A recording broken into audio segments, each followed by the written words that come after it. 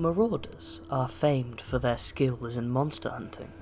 This is probably the thing they are most known for. But the first and founder of the order, Fjorgund, was not a monster hunter. He was a mercenary and leader. So where did this tradition come from? This tradition came from another member of the Old Four, one who was famed for being a hunter. And he has the reputation and traditions that all come along with it. He is the mighty Haksür, slayer of countless monsters, and the best dragon hunter to ever live. He is credited as being one of the first Svardiol leaders to follow Fjorgund during the Great Exodus, and some even think were it not for Haksür, the first follower, no one would have come with him, as the first follower is as important as the leader themselves. And Haksur was very much not a leader. He had the role of a leader and the responsibilities of one, but he was not the best at giving orders, nor did he do so commonly. He was born into the position and tried to lead by example. He was more so a champion of the people. If the farmers needed help, he would roll up his sleeves and pick up a hoe. If the blacksmiths needed help, he'd put on an apron and grab a hammer. But his personal love was for that of combat, and hunting monsters was what he sought out commonly, to the point where it was fun for him and one of his favourite pastimes. Many people within Svardiol respected him as a great leader, even though he didn't do much ruling, because most saw him as a perfect role model and a true champion of the people. A loyalist and a patriot for sure, but very much respectful for all of those of foreign culture as well. But I should tell his tale in greater detail now, and so I shall do so. He was born the child of the chief of his people, and many legends state that he was actually not the next in line, but during the twilight part of his teenage life, his older sibling was killed by a wild dragon. He screamed at the dragon in a fit of rage, and it flew off, startled by the young man. So he grabbed the blade of his fallen kin and followed it. In Haksür's anger, he sought revenge on the beast that slew his family, and went into the wild for 3 days, tracking it down and surviving off the land alone. And with the blade of his fallen kin, he slew it, chopping off its head and brought it back to his people. But this tragedy gets worse even still, as he did not inform anyone of his revenge hunt, and because of the amount of blood found by his sibling's corpse, his home assumed both had perished, and his father, his last surviving family member, killed himself in his sorrow. So when Haksür returned, he found his hometown in disarray, and demanded answers. It took a while for him to regain and learn the situation, but he did not dwell on his loss. His rage was satiated, and his people now needed a leader more than ever. He was young, but luckily he had the wisdom of the elders of the tribe, and he took their guidance into consideration always. I tell you this tale to explain how he became the ruler he was. He took great leave and got his hands dirty, but he wasn't able to rule truly well. That is why he always took the advice of others into account, sometimes over his own thoughts. But he never stopped his hunts for monsters. Not out of revenge anymore, more so deep down, he enjoyed the hunt. The rules of nature, where the strong prey on the weak, had carved itself into his bones, and he would not admit it, but he loved it. He never stopped, and did so his whole life. He became famed for his hunts, and all knew to seek him out should they wish for his aid in slaying of a monster. He was not the wisest man, but he knew this, and trusted others to have the wisdom for him. He grew to be a large man, a massive man by most standards, able to wrestle with dragons and throw people overhead. Something that came in handy in his hunts. He became a role model to everyone, even in other tribes, a hero of the Svardial people, and he began a tradition. See, when he slew a beast, instead of taking its head, as it was too heavy to carry, he just took its horns, or possibly his antlers, and eventually he started tying them to his helmet. This is why Marauders do this to this day. But later on in life, he became respected, and like all leaders of the Svardial people, he was at the council when Rongard called for them. And despite the words of the elders seated next to him, he saw the merit in this explorer's words. He knew the foolish actions of the other leaders were all for naught, and that the dragons were becoming more active and feral. So he pledged his hand and sword to aid him, and along with 2 other leaders, they formed the Old Four as we know them today.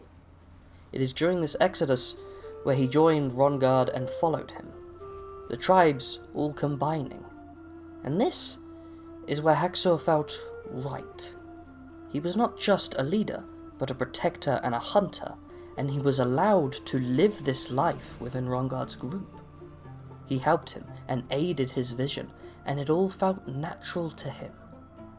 He knew that his people were in safe hands, and so he could go out and hunt more and more. He spent so much time that he started to hunt legendary dragons. And there is one legend he fought to a standstill and did not beat. A legendary dragon known to many as an underdog, but far more powerful than that title entails. See, one day, Hacksaw was having a drink with his tribe, and one of them challenged him to slay the legendary dragon Fjorgund. He accepted, never one to back down from a challenge, and rode his blood chaser to find him. But Fjorgund saw him first, and mistook his mount for a wild one, and attacked him first, forcing Haksur to be on the defensive. Fjorgund, being as strong as he is, killed the mount of Haksur. Sadly, this is not the only time this happened, and if you look up any tale of his, this happens quite a lot. But as this happened in the sky, he fought back and managed to mount Fjorgund, slashing and cutting at the dragon.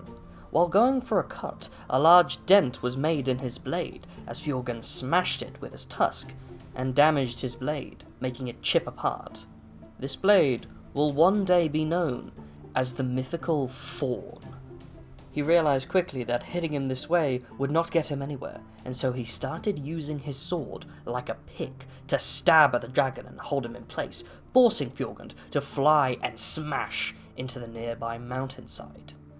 The 2 of them slamming against it caused such a shock in the earth that the mountain range shattered open, and a pass was made that is known to this day as Fjorgund's Cut. Once the dust settled, the 2 of them stood up. Fjorgund roared at Haksur immediately, and he, in retaliation, roared back. The 2, however, instead of continuing the fight, gained equal respect for one another. Fjorgund started to limp away. Haksur let out a bellied laugh before doing the same, and they never crossed paths again. But they also never forgot about each other. And there is another battle that he is famed for, and a sad one, as this is the one that claimed his life. See, there was once a monstrous dragon named Varmag the Silver Skin. A dragon whose scales were in fact made of silver, and were as strong as dragon scales could possibly be. A legend by all accounts. Many had tried and failed to kill the beast, but once 3 members of his original tribe went out and all lost their lives together, he had decided that it was time for this beast to end. Haksur ventured out to hunt this foe. It took him a week before he found him, but he got the surprise on the dragon. He battled the beast for 3 whole days and nights. Their fight started in the sky, where the Marg, after several hours, was the victor, as he killed Haksür's mount and slammed him into the ground. Once on the ground, however, Haksür managed to rip off a scale off his chest and started to use it as a shield. The battle was enduring and taxing, and both opponents were starting to run out of energy. But on the final hour of the final night, during the final moments, Haksür took a risky move. After having it sharpened by slashing at it endless times, he stabbed the beast in its heart with his own scale. However, in doing so, the other scales around the beast sliced through and removed his right arm. A life for an arm is the final result of their encounter. The two dropped, and Haksür later stood proud, being the victor. A large scale shield made of silver in place of his right arm. He wandered on foot back to Hroðgar's base and made it there just in time for his family to watch him drop. He was dragged to safety as none of them could lift him, but sadly he did not make it through the night and passed shortly after. He was the first of the old 4 to die.